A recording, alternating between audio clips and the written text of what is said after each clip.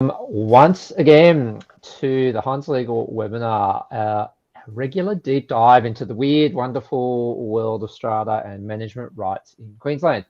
I'm Chris Iron. Hello, everybody. I'm Director of StrataSolve. That's stratasolve.com.au. As always, virtually alongside, metaphorically, whatever you want to call it, is Frank Higginson, partner at Heinz Legal, the premier provider of legal advice to the strata industry in Queensland. Frank, hello. Hello, Chris. Hello, everyone. Yet again. Frank, what's been happening? Everything, mate. I don't know what it is, but it's just relentless at the moment. And I will say I'm not quite delivering the way I normally do. Just got that much stuff coming in sideways, left field, urgent, dropped on me, and then suddenly, pushes some things that are less urgent behind, and then suddenly they become urgent. It just becomes an unfortunately self-fulfilling cycle. So it's interesting. It's good to be busy. I'm not saying no to it, but it's pretty hectic. It's hard though, getting that balance. And I guess same for me. And I guess what that tends to mean, Frank, is that there's a lot going on in strata world, not necessarily dispute-based either, but this is about clarification, about putting things right in a lot of places. That I think there's a fair bit of that going on. I think it's part of a general picture of strata just becoming more, not so much strata becoming more and more prominent, but people deciding to take more of an engaged stance on strata, put it that way. Absolutely. More voices create more questions, which is then more work for all of us, sort of thing, and it's sort of, some of the questions I think are probably legitimate and some mightn't be, but there you go. It's always the art of the filter, isn't it?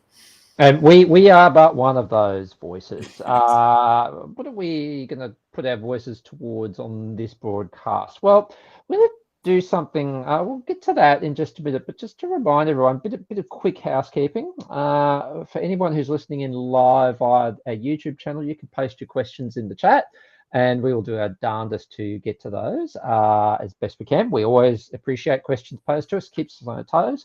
But if you're off walking the dog, you're listening to this later, you're off walking the dog or doing the dishes or whatever, you can find all the notes and links we referred to at heinzlegal.com.au. This week, Frank, it's a bit of it's another one of our famous how-to events. One that we sort of thought about for a while, how we're going to try and stage this one. So this week, how to search for adjudicators orders. We bang on about that every week, don't we? We do, and I mean, it's the core of what we do, and it is that, adjudication, it's interpretation, it's sort of clarification of circumstances and all that sort of stuff that is the legislation. So, and having been through, I suppose, the law reform process now, it's you've done more of it than I have, mate, but I can tell you I'm enjoying it.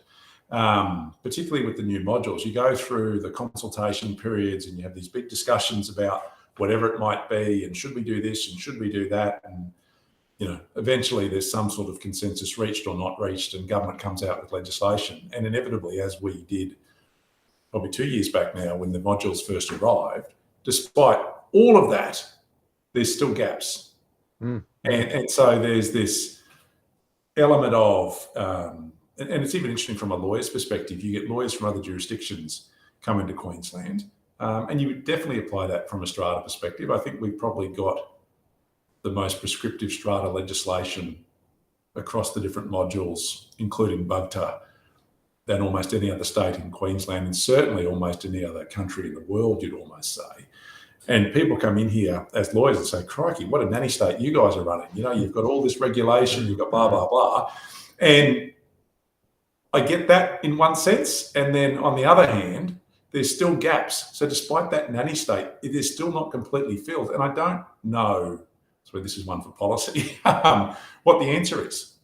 Because unless you're going to go and try to dictate what's going to happen in every single circumstance, which means that every piece of legislation is going to be 50,000 pages long, you're always going to have the need for someone to independently adjudicate, interpret, and decide on things that might not be as clear in the legislation as you might otherwise get. And that's all you want. And that's what adjudication, that's what courts do. The courts might be deciding in a litigious sense,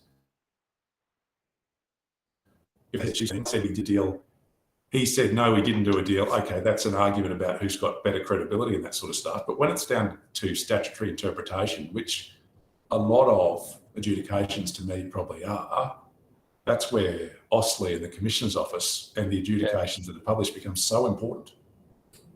That's right, Frank. Well said. That's a great kind of context setup.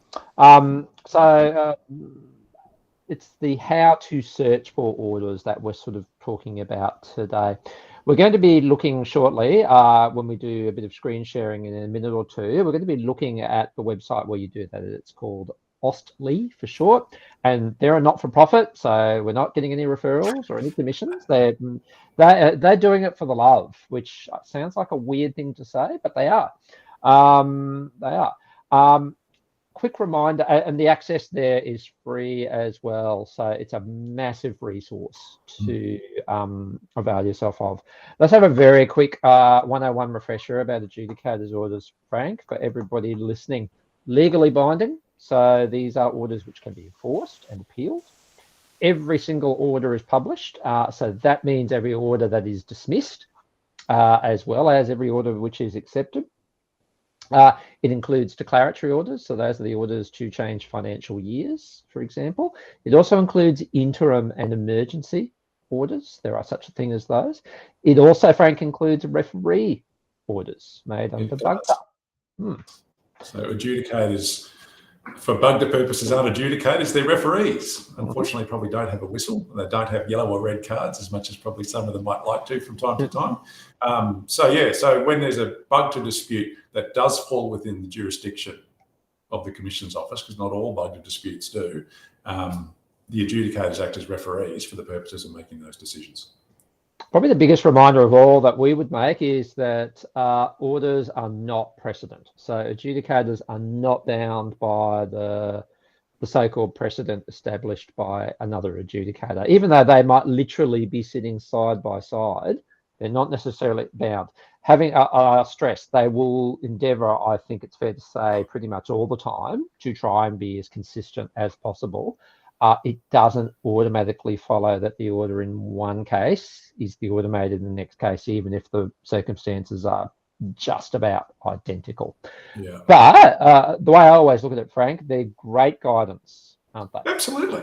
Absolutely. And you can, if you go digging, and I suppose what I do, and there's going to probably be some viewers out there or listeners that strata nerds, a little bit probably like us. All of the decisions that I think are important or that I reference relatively regularly, I've created a folder in my Google account, Google system, Google profile, whatever it might be, and I save them.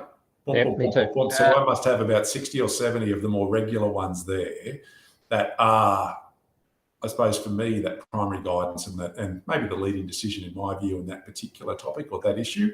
But it can happen. And I think what I say to clients in terms of adjudications is you get the facts and circumstances, and yes, they might be largely identical, but particularly when it comes to general meeting stuff and arguments about general meetings, my take is adjudicators usually try to follow the votes. Not going to knock things over on a technicality just because something might not have been done right if the vast majority of owners are supportive of whatever it is that's going on. So if something's won by 90 votes to 2 and there's a technical argument from the 2, more often than not, they'll go the way of the 90. But if the position was reversed, they could quite happily go the way of the 90 in opposition for the technical thing that the 2 didn't do right. So it's interesting. Absolutely. All right, we're going to delve into it now. So we've got our host for this event, and our host is going to share screen, and we're going to take you to the landing page for AUSTLII. Just have a look at some of the basic functionality.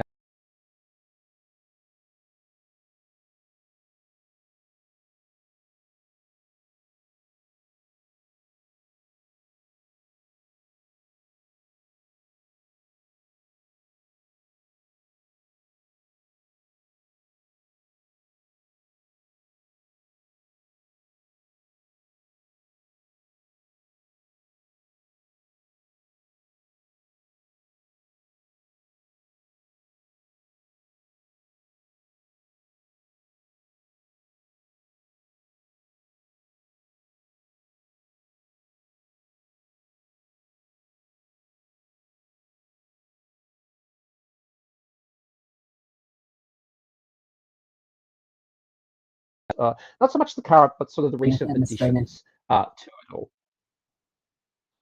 Hello. For a second, Chris. Right. Can you hear me now, Frank? I can. Yep. And let's see how you go with the voice and the screen. All right. Can we get the screen any bigger at all? It's a bit tricky to see.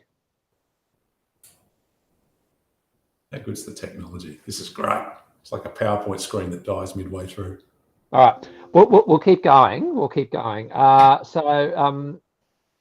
If we click now on, so that landing page is full of all of the most recent additions. If we click now on the Queensland button, so this is everything germane to Queensland, and you can see that, look, if you want to go through to the district court and all the rest of it, you can go for your heart's content there.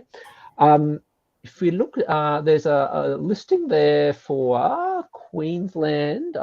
Sorry, let me just bring it up myself.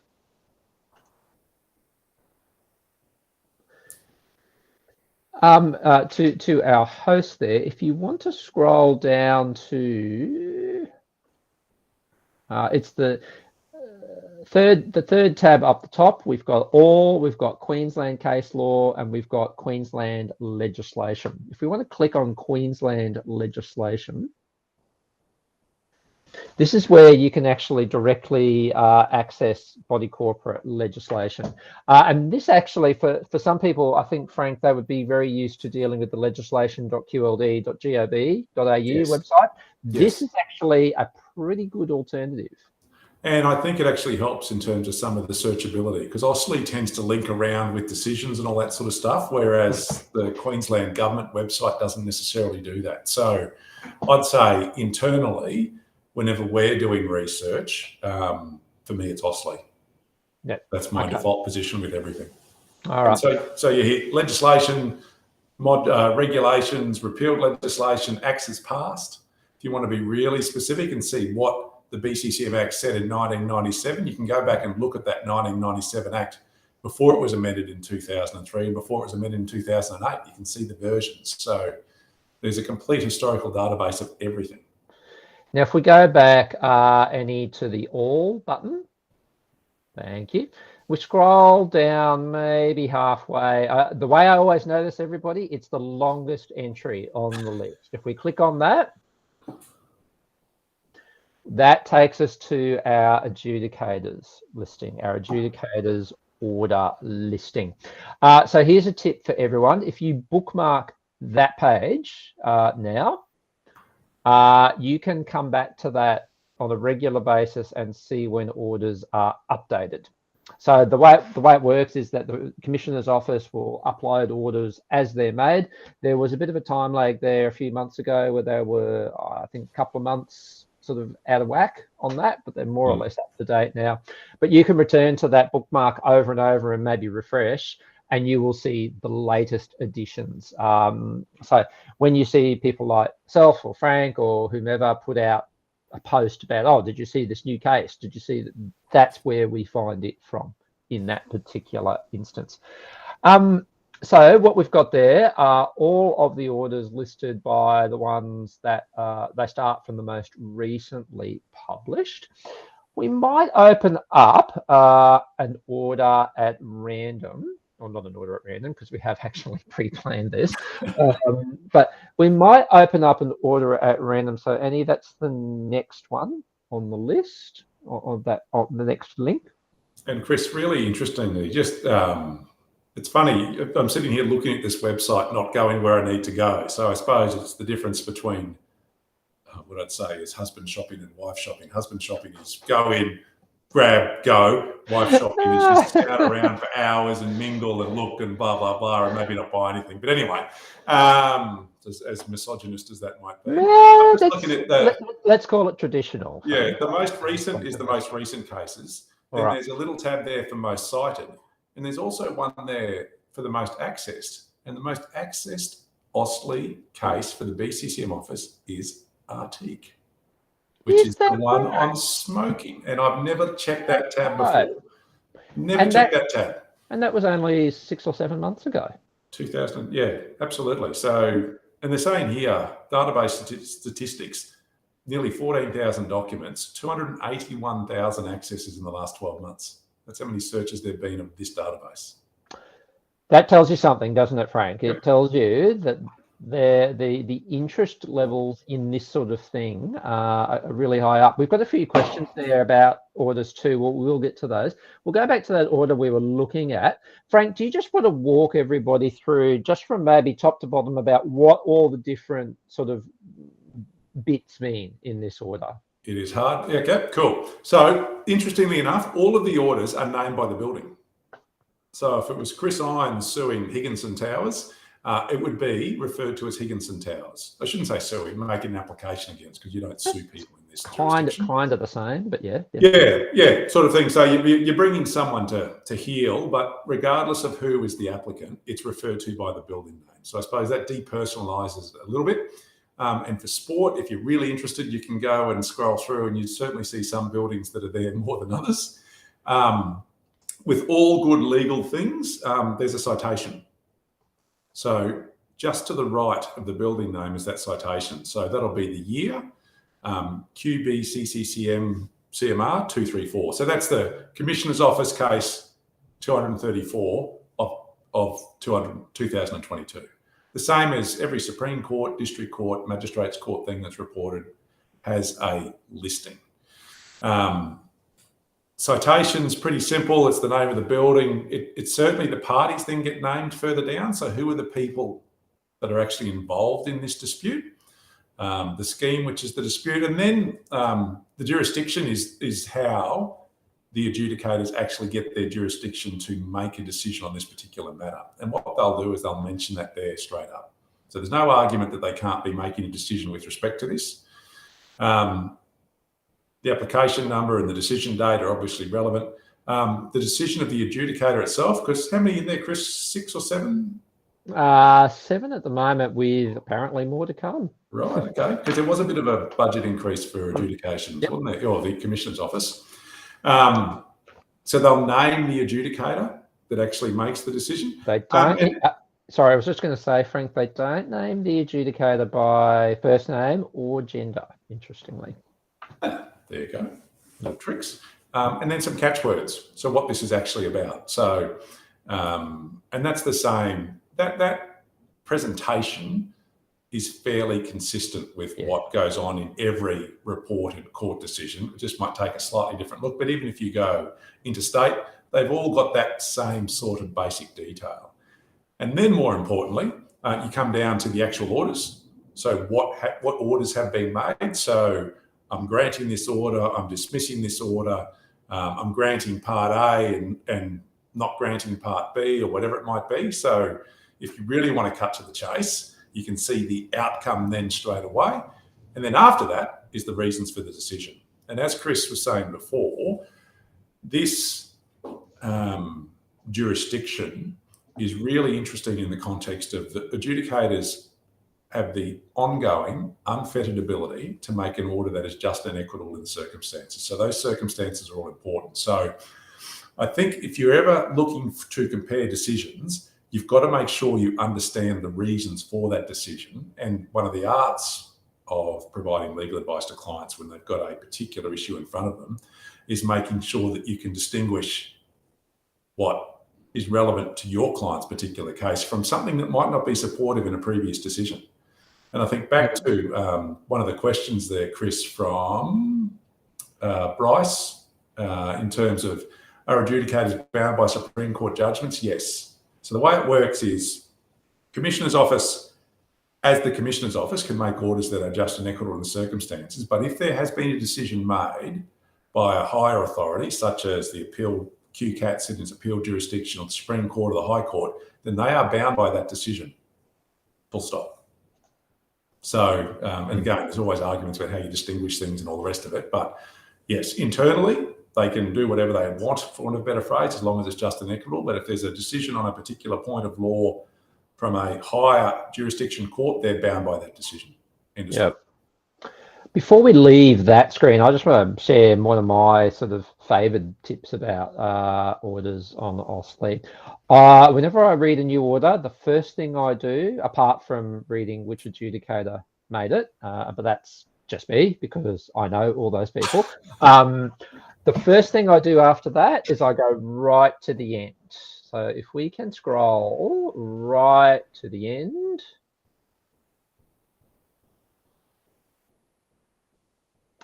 There are two sections that become, so above the footnotes, there are two sections which really become relevant for me. There's the conclusion, but usually the thing that's really relevant for me are the paragraphs immediately preceding the conclusion. Because think of the adjudicator's order as a, what's a good way of putting it? A novel, Frank, or a story, a traditional, traditional story. It is telling a story. So if you go back to, and there are many different ways to tell a story, and you know, increasingly when you see a movie or a TV series, it's all over the place, different time zones. But the traditional way is start, middle, end. That's how the adjudicator's order goes. And if you come to the very last paragraphs before conclusion, you will see what is effectively the finale to the order. You will actually, that to me is usually where you will get most of your value. Tell me if you think I'm wrong there, Frank. No, mate, completely agree. Because I mean, there's always, and in every order where they've taken submissions, they'll start with what the dispute's about. Then they'll say, we had submissions from blah, blah, blah supporting it. We had submissions from blah, blah, blah opposing it. And to be honest, most of the time I just scroll straight over those because I don't care what people lodged. I care what the adjudicator's saying about what they're lodged, and they're absolutely going to pick the stuff that's relevant and put that towards the back end in the conclusion and explain how they get to their decision. So, but I would stress to everybody listening, don't simply do that and do nothing else. That would be a huge mistake. But go to that bit. This is what I do. It won't work for everyone, but I go there first. I read that, and then I kind of work backwards from that. Go back through the first bits, the analysis. It's a good way of diving right in rather than wading through the start, middle, finish bit. Gosh, time is really flying. So we're going to just try, I think we might only have time for one search term today, Frank, given the time that's left. So if we, and you can scroll right back up to the top, please. So in that search box up there, Annie, could you type in large dog? There's no arguments about pets in the Commissioner's office, Chris. No, and so what that term has resulted in is a list of everything where large dog is mentioned. There's a significant list there, isn't there? So Frank, from your perspective, I mean, you being a law firm would have to frequent this database. Yep. Where would you go from that point? What's your general approach from here? Well, I suppose with pets, I mean, because we've done 1,000 of them, I've got a couple of favourite ones that I always sort of come back to. And this is also a really interesting one where, back to the question about jurisdiction, we had a malodorous dog, which at the time, Tim Carmody, who you might recall all from Campbell Newman's stepping into the Supreme Court there in his tenure, was running QCAT, and he delivered a decision in QCAT about carrying dogs on common property and dogs that were smelly and all this sort of stuff. So that's a decision that then became binding on lower courts. So that Commissioner's office. But Chris, back to your question, I think the more specificity you can give in relation to the words, the better off you are. So where I tend to go, large dog's a very general search term. I'd put that in. I'd then try to filter the decisions probably by year. So I don't necessarily need to see a decision from 2004. I want the one from 2022. So I'd look at some of the more recent decisions, and I might use an and, large dog and, something else, like another phrase that goes with it, large dog and smell. It's a good one. All right, so let's try that. Large dog and smell. and then we will see what we come up with. So that has refined our list somewhat. And then we'll try and do that by date. For what it's worth, Frank, I agree with you that I would go by date as well. Don't get us wrong, everybody. An order made back in 2005, for argument's sake, might be just as relevant, if not far more so, than anything more recently. And those old orders get frequently cited. They do. And I just find probably for me, the more recent ones might cite some of the older ones in different parts. So it's almost the adjudicators in one way can do some of your research for you, because they're going to pull all the bits and pieces from previous adjudications and link them in this most recent one. So we've got large dog and smell. Where might we? I've got a few minutes left, Frank. Gee, that's whizzed by. Where might we go after that point? Well, mate, I'd be looking at the most recent ones and be starting to have a scroll, and I'd be doing exactly what you said in terms of going towards the tail end of the thing. I'd look at the decision. I'd look at the outcome of the decision. I'd look at a quick scan of the head note. And then I thought, oh, if that's not relevant, I'll move on to the next one. If it is relevant, then I'd go to the back end of it and look at the conclusion and the why and see, okay, that might be more relevant. And I suppose that isn't in one way a very effective process, but that's what legal research sometimes is. You've got to look at a bunch of things. And that's why we have junior lawyers, because it's not effective for me to do it at my hourly rate, but it's certainly effective for junior lawyers or paralegals to spend the time scouting around. Because they've just finished their degree, so they're probably more experienced in research, and they're cheaper. So go do some digging, and this is the stuff we're looking for. Yeah, I think that's one of the best pieces of advice that we can give everyone who's listening to this, is that get your hands dirty on the searching. You will make mistakes. You will find yourself down a rabbit hole you don't want to be down. But it's through that process that you'll actually get a bit of refinement about how you do it. And look, I'll freely admit, I don't always hit the right order straight up, or even second or third or fourth time. You have to keep going. And also remember, I think this is a really good point for everybody, just because you find one order that seems to support what you want and you go, hallelujah, don't forget somebody is also searching to find the exact counterpoint on what you just said. Isn't that right, Frank? Absolutely, because you want to be able to A, put forward your argument, and B, knock the other arguments against your argument down. And inevitably, if you were going to have an argument about pets, those things have been litigated ad nauseum in the Commissioner's office. So to me, you'd want to look at all of as many cases as possible, more of the recent ones. You don't have to read everyone because there's going to be hundreds of them. But if you did it over, you look at the last 2 years, there's probably dozens. That's probably going to give you a fair feel for what it is that's going on if you're starting from scratch. Question there from David. You had a couple of questions. Thanks, David. What's the best way to search by legislative section? The section numbers change at each revision. That's right. So always make sure you're using the most recent reprint, whether it be an act or regulation, David. And then in the most recent reprint, there will be a record of what that section number used to be. So if it's changed, say it's gone 5 ahead or 1 or 2 back, or a brand new section, a brand new part's been inserted, there is a history of how that has been done. So you can refer to that history. And you're quite right, that's very important. And you've got a further question, why are the links to cited legislation usually going to the wrong legislation? Mistakes happen, David, they do. I've got to say, Commissioner's Office is super thorough on that sort of stuff, but sometimes they will put a link to the wrong section, the wrong act, the wrong citation. It just happens. It's human error, isn't it, Frank? Yep, happens. And mate, I do recall once when you were Commissioner back in the day, I went looking, we had a due diligence on a management rights where we raised an issue. And it was all about the end of financial year date for a body corporate. Body corporate had made an application to have it changed, which was approved. And we raised this issue. Other side came back and said, no, here's where it was approved. And I went to find it and it wasn't there. I was emailed, Chris, there's this one that's missing off your database. And I think your response was exactly that. Frank, we're not perfect. Okay, mate. Fine. Understand. Sorry. Yeah, just letting you know. Yeah. No, it does. Gosh, we've come to the end. Wow.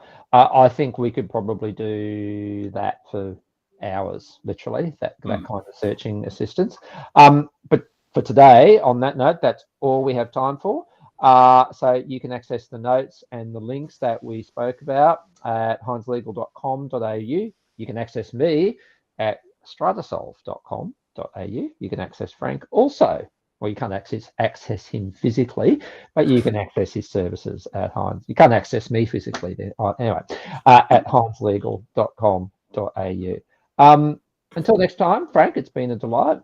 Always, mate. Thank you, everyone, for joining us. Thanks all. Much appreciated. See you next time. Bye-bye.